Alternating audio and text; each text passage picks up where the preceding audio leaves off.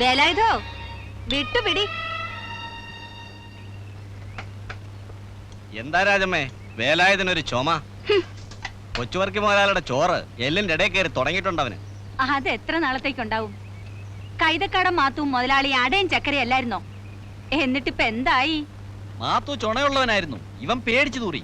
നമ്മുടെ ചത്തുപോയ റൈറ്റർ മുഹമ്മദിന്റെ നിഴല് കണ്ടാ പറക്കണ ചെക്കനായിരുന്നു. ഓ, ഇപ്പം വലിയ കേടിയാത്രേ.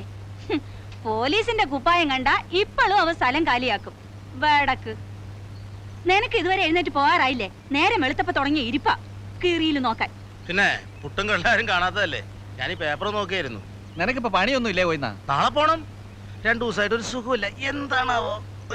ഉവ്വ ഇവൻ പണിക്ക് പോവും. 2 ദിവസം പോയാ പിന്നെ 1 മാസത്തേക്ക് മേലനങ്ങില്ല.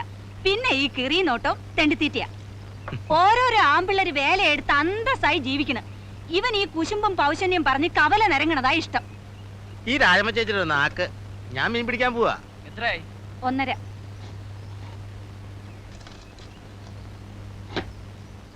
രാജമ്മ ചേച്ചി, നല്ല പുഴമീൻ വേണം ഉച്ചക്ക്. കൊണ്ടാ നല്ല വാള കൊണ്ട് തരാം. 2 ലക്ഷം പുട്ടോ ഇച്ചിരി കടലഞ്ഞേ. മീൻ കൊണ്ടുവരുമ്പോ കണക്ക് പറയാനേ. ഗോവന്നൻകുട്ടിയെ, വേല രാജമ്മയുടെ അടുത്ത് വേണോ? മീൻ കൊണ്ടെന്ന് തരുമ്പോ പുട്ട് നിന്നാ മതി കേട്ടാ.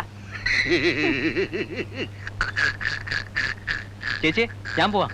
കുറിക്കമ്പനികളൊക്കെ പൊളിയണമെന്ന് കേൾക്കണുണ്ടല്ലോ. നിന്റെ കമ്പനിയും പൊളിയോടാ. അതിന് ഞങ്ങളുടെ കുറിക്കമ്പനി അല്ലല്ലോ. നാട്ടുകാരുടെ മുതൽ തട്ടിക്കാനും കരക്കാരുടെ കാശ് കൊണ്ട് കച്ചവടം ചെയ്യാനും കൊച്ചുവർക്ക് വെച്ചൊരു വലയല്ലേ.